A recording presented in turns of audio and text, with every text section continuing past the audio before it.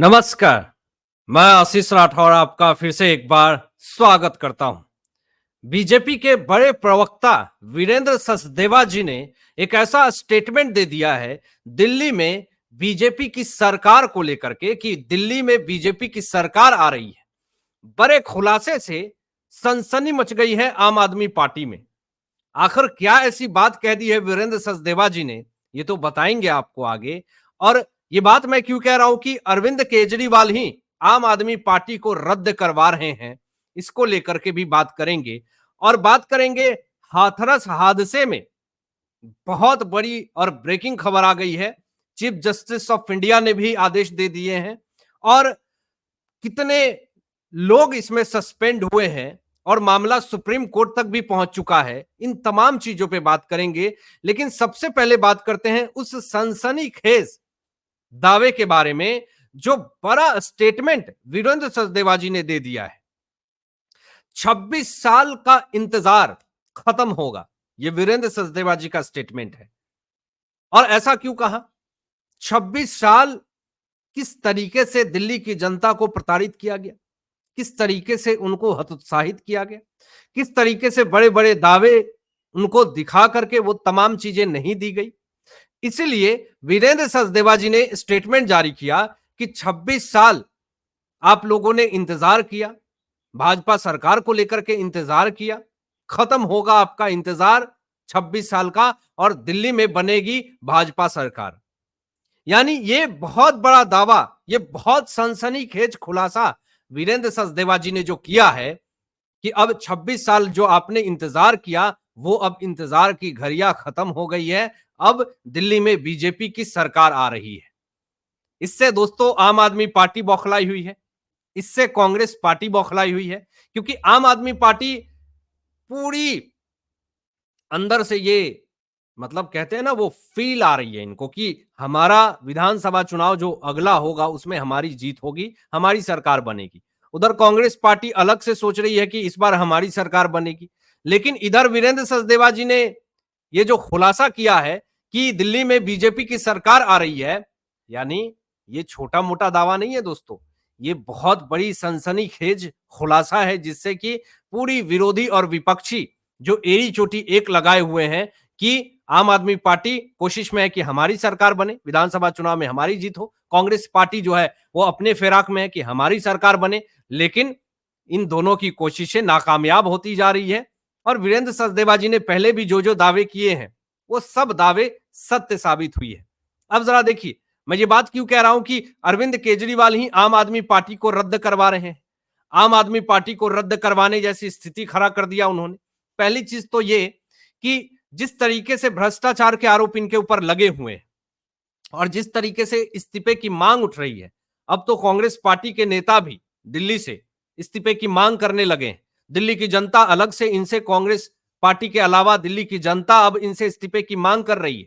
और दूसरी तरफ कि शराब घोटाले के ये मास्टरमाइंड और किंगपिन कहे जा रहे हैं और ईडी के चार्जशीट में भी कोर्ट में यह दावा किया गया है कि आम आदमी पार्टी के संयोजक शराब घोटाले के सरगना हैं।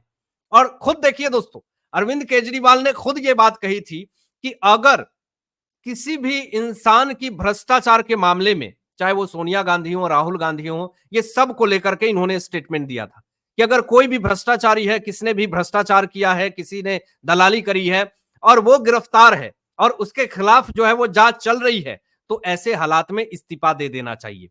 तो अब सवाल मैं पूछता हूं कि अरविंद केजरीवाल जी, आप तिहाड़ जेल में बंद हैं, तमाम कोर्ट से आपको झटकाएं मिल रही हैं, आपके ऊपर भ्रष्टाचार का आरोप लगा हुआ है और अब जब जांच चल रही है आपके ऊपर, तो आप इस्तीफा क्यों नहीं दे रहे हैं? और यही सबसे बड़ा मामला है दोस्तों कि अरविंद केजरीवाल देखिए आम आदमी पार्टी को खुद रद्द करवा रहे हैं, क्योंकि जो सिचुएशन क्रिएट हो रही है, जो माहौल क्रिएट हो रहा है, ये खुद ये माहौल क्रिएट कर रहे हैं।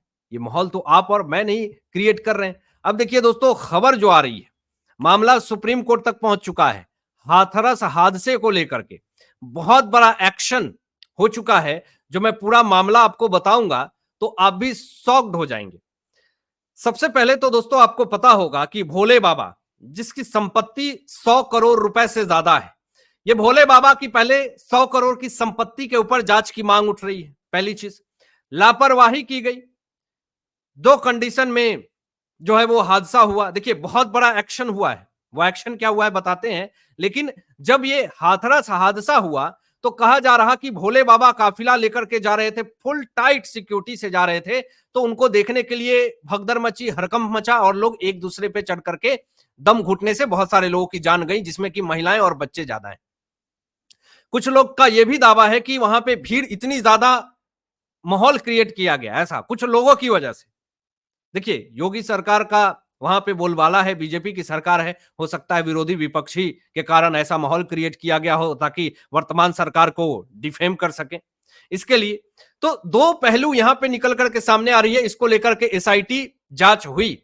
अब देखिए यहां पर देखिए हाथरस हादसे के 7 दिन बाद यूपी सरकार ने पहला एक्शन लिया है दोस्तों, जिसमें कि मैं आपको बता दूं एसडीएम, सीओ समेत 6 अफसर को सस्पेंड कर दिया गया है। जी हां दोस्तों, ये सबसे बड़ी और ब्रेकिंग खबर मैं आपको बता रहा हूं। और सरकार ने एसआईटी की रिपोर्ट के बाद यह कार्रवाई की है।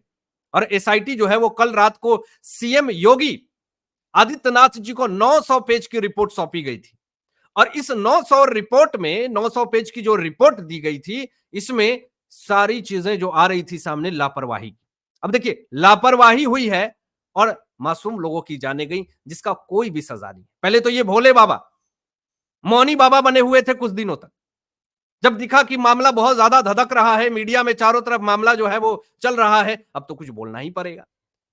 तो भोले बाबा सामने आते हैं और कहते हैं कि कार्रवाई होगी। अरे भैया कार्रवाई तो छोड़िए, पहले तो यहां पर आप इतने दिन गायब कहां थे, आप बाबा बनते हैं।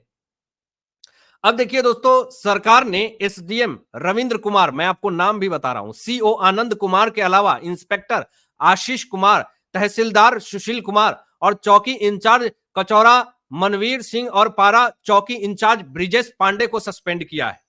इधर हाथरस हादसे का मामला दोस्तों सुप्रीम कोर्ट पहुंच चुका है और मंगलवार को याचिकाकर्ता वकील विशाल तिवारी से chief justice of India D Y Chandrachud ji ने कहा है कि मैंने कल ही याचिका को लिस्टेड करने का आदेश दिया है और याचिका में हादसे की जांच जो है वो रिटायर्ड जस्टिस की निगरानी में 5 सदस्यीय टीम से कराने की मांग की गई थी। और ये 5 सदस्यीय टीम से जो कि रिटायर्ड जस्टिस हैं उनसे ये जो है वो जांच होगी। अब इस पे सुनवाई भी होगी।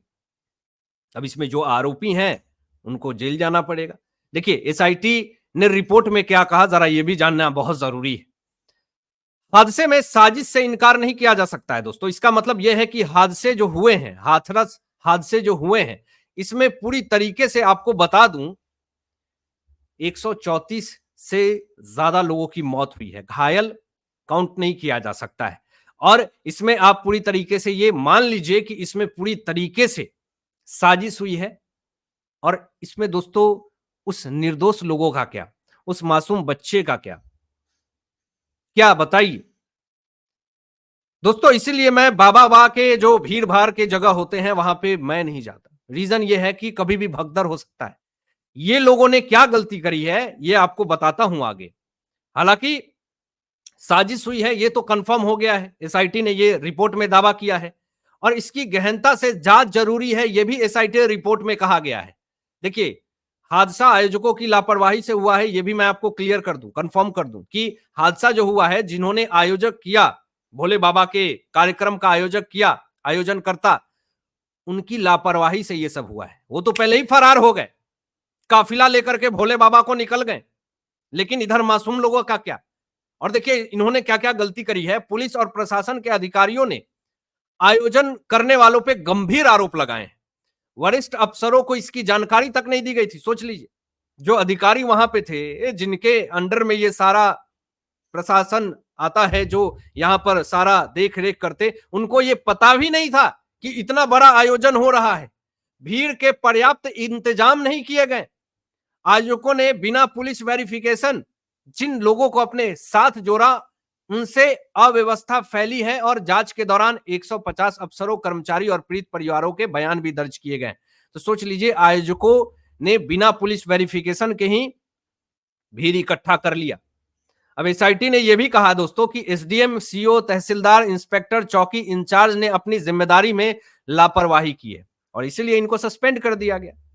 एसडीएम ने बिना कार्यक्रम स्थल का मुआयना किए अनुमति दे दी, जाओ। अरे भैया, आप पहले जानोगे कितना लोग आ रहा है, कितने लोग आने वाले हैं, क्या व्यवस्था करनी है। ऐसे ही आपने ऑर्डर दे दिया, सीनियर अफसर को भी जानकारी नहीं दी गई, घटनास्थल पर बैरिकेडिंग की व्यवस्था भी नहीं की गई। सोच लीजिए, रिपोर्ट में दोस्तों यह भी सामने आया है कि भोले बाबा के कार्यक्रम के आयोजकों ने तथ्यों को छिपाकर कार्यक्रम की अनुमति ली। सोचिए, तथ्य छिपाया गया, यह कितना बड़ा अपराध है। क्या यह आपको साजिश नहीं लगता है? कौन साजिश किया? क्यों आपने तथ्य को छिपाया? किसके कहने पे वहां पे दंगा भड़काने जैसी स्थिति क्रिएट कर दी गई? अब आयोजकों ने पुलिस के साथ दुर्व्यवहार तक किया। बताइए, भोले बाबा के आयोजकों, आप बाबा बनते हैं, अपने आयोजक को भी तो थोड़ा संस्कार दीजिए। आप दुनिया को संस्कार देने निकले हैं, आपके आयोजक में इस तरह का संस्कार है कि वो पुलिस के साथ दुर्व्यवहार कर रहे हैं। पुलिस को कार्यक्रम स्थल पर निरीक्षण से रोकने का भी प्रयास किया गया। सोचिए, हादसे के बाद आयोजक मंडल के सदस्य घटनास्थल से भाग गए। सोच लीजिए, पहले ही ये लोग भाग गए घटनास्थल से, तो अब बताइए इसमें किसकी गलती होगी? इसकी सजा तो वो मासूम बेगुनाह लोग भुगत रहे हैं। कितने का परिवार उजड़ गया। लोग गए थे पुण्य कमाने, लेकिन उनकी इस तरह से दुर्गति हो गई। दोस्तों, आप क्या सोचते हैं? इन तमाम मुद्दों पे अपने विचार व्यक्त कीजिएगा और ऐसे ही लेटेस्ट अपडेट पाने के लिए इस चैनल को सब्सक्राइब करके बेल आइकन प्रेस कर लीजिएगा और अपने दोस्तों में शेयर जो कीजिएगा। Thanks for watching my video. जय हिंद, सत्यमेव जयते।